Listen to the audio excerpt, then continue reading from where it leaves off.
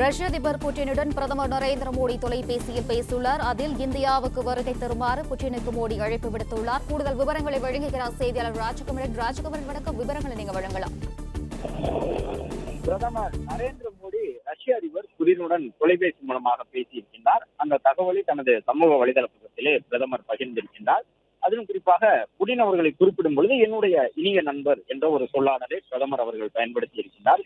ஏற்கனவே America ரஷ்யாவுடன் India நெருக்கம் காட்டக்கூடாது, எந்த விதமான பொருளாதார உறவுகளையும் வைத்துக் கொள்ளக்கூடாது என்று சொல்லி இந்தியாவை அச்சுறுத்துவதாக நினைத்து தொடர்ந்து வரியை அதிகரித்துக் கொண்டிருக்கின்றார்கள்.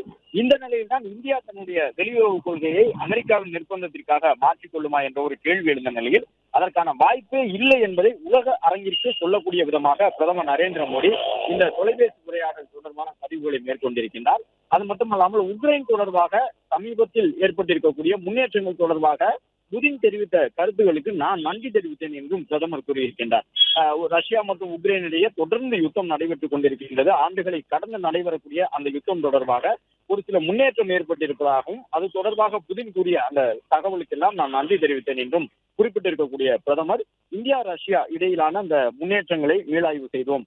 பல்வேறு துறைகளில் இந்தியா ரஷ்யாவினுடைய அந்த சிறப்பு வாய்ந்த மூலதன உத்தியோகபூர்வ கூட்டுறவு இன்னும் ஆழமாக்கும் உறுதியை மீண்டும் உறுதிப்படுத்தியுள்ளோம் என்று குறிப்பிட்டிருக்கின்றார். இதன் மூலமாக ரஷ்யாவுடனான இந்தியாவின் தொடர்புகள், அது கச்சா எண்ணெய், ராணுவ தளவாடங்கள் உள்ளிட்டவற்றில் மேலும் தொடரும் என்பதை பிரதமர் நரேந்திர மோடி சுட்டிக்காட்டியிருக்கின்றார்.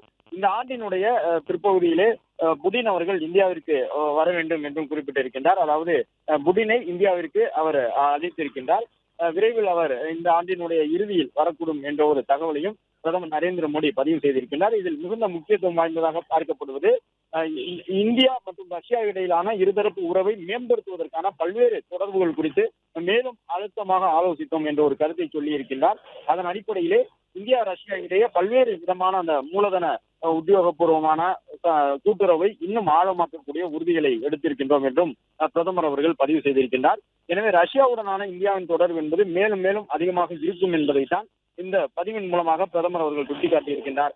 அமெரிக்க அதிபர் டொனால்டு டிரம்பினுடைய எந்த விதமான அழுத்தங்களுக்கும் நிர்பந்தங்களுக்கும் அடிபணியாமல் இந்தியா தன்னுடைய வெளியுறவு கொள்கையை தொடர்ந்து ரஷ்யாவுடன் தக்க வைத்துக் கொள்ளும் எனவும் இந்தியா தன்னுடைய தேவைகளுக்காக, அதாவது இறக்குமதி சார்ந்த பல்வேறு கச்சா எண்ணெய் உள்ளிட்ட மூலப்பொருட்களுக்காக ரஷ்யாவோடு மேலும் நட்பு கொண்டிருக்கும் என்றும் பிரதமர் நரேந்திர மோடி இந்த பதிவின் மூலமாக தெளிவுபடுத்தி இருக்கின்றார். அது மட்டுமல்லாமல் இந்த ஆண்டினுடைய இறுதியிலே புடின் இந்தியாவிற்கு பயணம் மேற்கொள்ள வேண்டும் என்கின்ற தன்னுடைய விருப்பத்தினையும் பிரதமர் அவர்கள் தனது தொலைபேசி உரையாடல் மூலமாக ரஷ்ய அதிபருக்கு தெளிவுபடுத்தி இருக்கின்றார். இதுவரை அமெரிக்காவை பொறுத்தவரை 25% அளவிற்கு இந்தியா பொருட்களுக்கு வரி விதித்திருக்கின்றார்கள். மேலும் 25% வரி விதிப்பு இந்த மாதம் 27ஆம் தேதி முதல் நடைமுறைக்கு வரும் என்று அமெரிக்கா அறிவிப்பினை வெளியிட்டிருக்கின்றது. டொனால்டு டிரம்பை பொறுத்தவரை உலக அரங்கத்திலே ரஷ்யாவை தனிமைப்படுத்துவதாக நினைத்து இந்தியா உள்ளிட்ட நாடுகளுடன் பாரம்பரியமாக இருந்து வந்த தங்களுடைய நட்புறவை பகைத்துக் கொள்ளக்கூடிய விதமாக செயல்பட்டு வரக்கூடிய நிலையில் பிரதமர் நரேந்திர மோடி திட்டவட்டமாக புடினுடனான இந்த தொலைபேசி உரையாடல் குறித்த பதிவுகளை செய்து அதை மறுத்திருக்கின்றார். பிளே ஸ்டோர் மற்றும் ஆப் ஸ்டோரில் இருந்து பாலிமர் செயலியை QR கோடு மூலம் பதிவிறக்கம் செய்யுங்கள். செய்திகளை உடனுக்குடன் பெறுங்கள்.